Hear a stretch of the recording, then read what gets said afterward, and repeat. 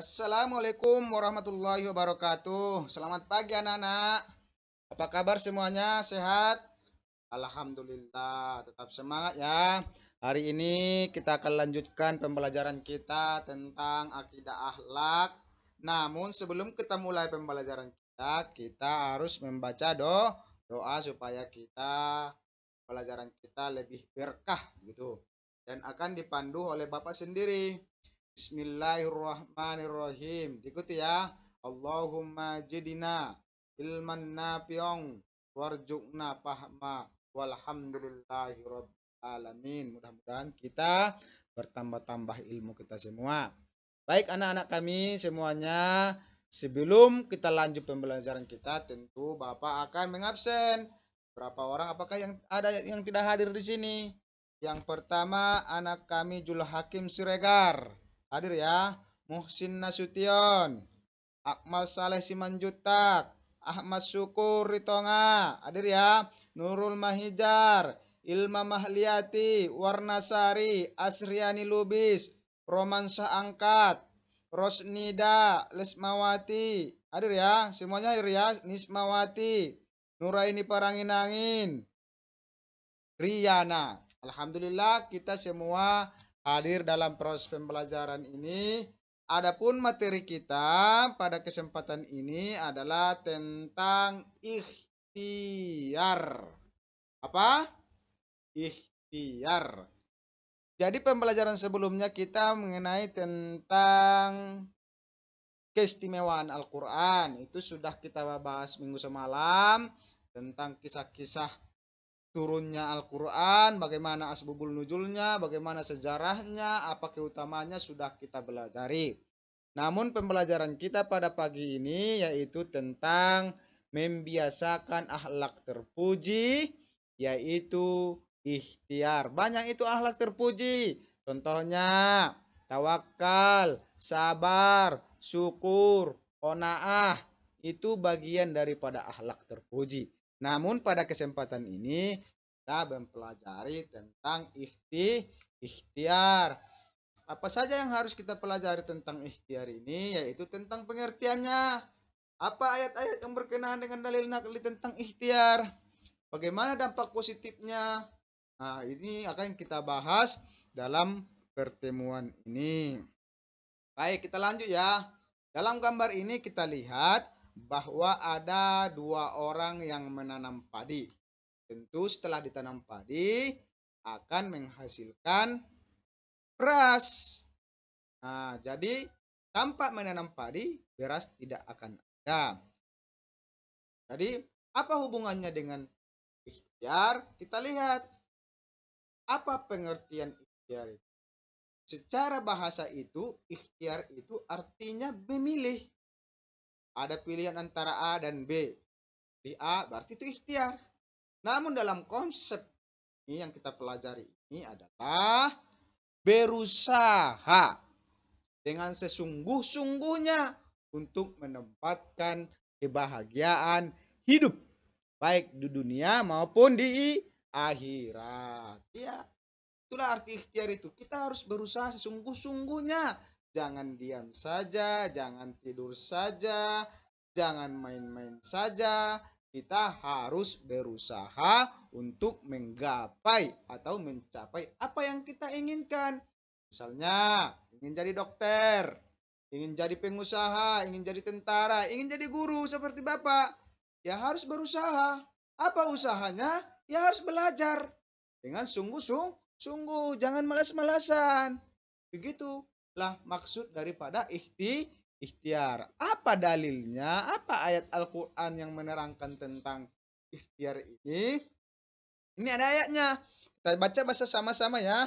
Di Al-Quran surah Al-Ra'd ayat 11. Bisa nanti dilihat di rumah ya ayatnya. Bismillahirrahmanirrahim. Innallaha la yughayyiru ma biqaumin hatta yughayyiru ma bi anfusihim. Apa artinya? Sesungguhnya Allah tidak akan mengubah. Allah tidak akan mengubah. Apa yang tidak diubah? Nasib atau keadaan suatu kaum. Sampai mereka mengubah keadaan yang ada pada diri. Ya tentu jelas Allah katakan seperti itu kepada kita. Kalau tidak kita yang merubah nasib kita, Allah tidak akan merubahnya. Artinya apa? Kita harus memperbaiki diri kita dengan cara apa? Berusaha. Kalau ingin sukses, ingin punya uang, ingin mendapatkan prestasi juara satu, ya harus belajar. Ingin kaya, harus berusaha. Jangan diam saja di rumah, jangan malas-malasan, apalagi jangan boros. Nah, begitulah pengertian daripada ikhtiar yang harus kita tanamkan dalam diri kita sendiri. Apalagi termasuk Bapak, kita harus sama-sama mengamalkannya. Terus apa saja bentuk-bentuk ikhtiar itu? Yang pertama kita harus bekerja keras. Jangan loyo. Apa maksud daripada bekerja keras? Harus sungguh-sungguh. Jangan malas. Jangan tidur. Gitu. Jangan main saja. Jangan main game. Jangan main TikTok. Jangan main YouTube-YouTubean, Facebookan, atau yang lain lah, medsos yang lain. Kita harus mau bekerja keras dengan sungguh-sungguh untuk capai apa yang kita inginkan.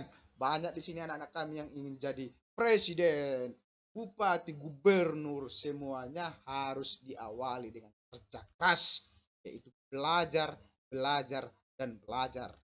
Terus, apalagi bentuknya? Selalu bersemangat dalam menghadapi kehidupan. Ini harus semangat. Rajin belajar, tentunya sudah rajin belajar. Kemudian, kalau tidak ada guru, ya harus belajar mandiri. Misalnya, Bapak tidak hadir dalam kelas ini, ambil buku bacaan, baca buku, kemudian berdiskusi dengan temannya, cari soal-soal di situ, dikerjakan. Itu yang disebut dengan rajin belajar. Ini enggak ada gurunya, bersyukur. Konsep seperti itu adalah konsep yang salah, anak-anak kami sekalian ya. Jadi pola pikir yang seperti itu harus dihindari. Tidak ada guru, belajar mandiri. Tidak ada guru, cari tugas sendiri. Nah begitu kalau ingin jadi orang yang sukses. Kemudian tidak mudah menyerah dan putus asa. Harus berjiwa optimis. Jangan pesimis. Ini harus bisa saya. Dia makan nasi, saya juga harus makan. Saya juga makan nasi. Dia bisa, saya bisa. Jangan kalah sebelum bertanding. Belum masuk ring, ya udah kalah. Ya. Yang terusnya adalah disiplin dan penuh tanggung jawab.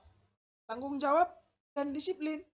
Disiplin itu harus salah satu kunci kesuksesan kita dalam hal kehidupan ini. Salah satu ya. Apa itu arti disiplin? Itu adalah taat kepada seluruh aturan-aturan. Baik yang ada di madrasah, baik di keluarga, baik di negara, baik di diri kita sendiri. Harus kita buat aturan yang harus kita taati. Seterusnya, giat bekerja dalam rangka memenuhi kehidupan hidup. Ya harus giat bekerja. Jangan seminta-minta. Orang yang meminta-minta itu tidak disukai Allah. Ya. Ada tanganmu, ada kakimu, ada tenagamu, ada otakmu diciptakan oleh Allah. Maka itu pergunakanlah itu untuk berusaha untuk memenuhi kebutuhanmu, kebutuhan kita. Tuh. Apa dampak positifnya? Dampak positif artinya adalah apa pengaruhnya kepada kita dalam kebaikan. Yang pertama adalah kita terhindar dari sikap malas. Kalau ada jiwa ikhtiar itu bagi kita, kita tidak akan malas-malasan. Dapat mengambil hikmah dari setiap usaha yang kita lakukan. Ketika kita berusaha, ada hasil yang kita dapatkan. Belajar kamu sungguh-sungguh, dapat kamu juara. Ada hikmahnya, ada kebahagiaan tersendiri bagi diri kita sendiri. Memberikan contoh tauladan bagi orang lain. Kalau kamu menjadi orang yang berprestasi juara satu, orang lain pun akan ngikut. Oh dia bisa, saya juga harus bisa. Nah seperti itulah pola pikir kawan-kawan kita nanti. Mendapatkan kasih sayang dan ampunan dari Allah Subhanahu wa taala, ya tentu tidak hanya minta diam di porwamu mobil, tapi diam aja kamu di kamar. Porwamu juara, tapi tidak belajar. Nah, tapi kamu belajar, kamu berusaha, kemudian Allah akan memberikan kasih sayang kepadamu. Kalau seperti itu kamu, kalau hanya diam duduk saja kamu tapi banyak angan-anganmu, itu sama halnya tidak ada, omong kosong. Merasa batinnya puas karena dapat mencukupi kehidupan hidupnya. Bagi orang yang sudah bersuami istri, yang berkeluarga, ataupun yang anak-anak kita, yang abang-abang kita yang di perantauan, ada kepuasan tersendiri dalam batinnya ketika dia mendapat rezeki dari Allah Subhanahu wa Ta'ala. Kemudian dapat berlaku hemat dalam membelanjakan hartanya. Itu ada dampak positifnya. Kita akan hemat dalam hal membelanjakan harta kita, tidak boros-borosan. Dapat uang jajanan 5.000 dikasih orang tua dari rumah, tabungkanlah 2.000, tabungkanlah 1.000. Lambat laun akan makin banyak. Kemudian sudah banyak duitmu, dapat 1 juta, beli buku, beli tas, beli sepatu, dan lain-lain. Nah, untuk kebutuhan keperluan kita di sekolah. Ya, demikian pembelajaran kita pada kesempatan ini anak-anak kami semuanya. Mudah-mudahan ada manfaatnya bagi kita semua, yaitu sifat dan karakter ikhtiar itu harus kita tanamkan mulai dari sekarang supaya kita menjadi orang yang sukses, orang yang berhasil, baik dia di dunia maupun di akhirat. Ikhtiar itu harus dibarengi dengan doa. Harus dibarengi dengan doa. Karena doa itu adalah senjata kita sebagai orang. Kita berikhtiar, kita berdoa, dan kita menunggu hasilnya dari Allah Subhanahu. Doa saja pun tidak cukup. Ikhtiar dan doa itu harus berbarengan. Sekian pembelajaran kita pada pagi hari ini. Mudah-mudahan ada manfaatnya bagi kita. Kita tutup dengan ucapan hamdalah dan doa penutup majelis. Subhanakallahumma wa bihamdika asyhadu an la ilaha illa anta astaghfiruka wa atubu ilaik. Walhamdulillahirabbil alamin. Assalamualaikum warahmatullahi wabarakatuh.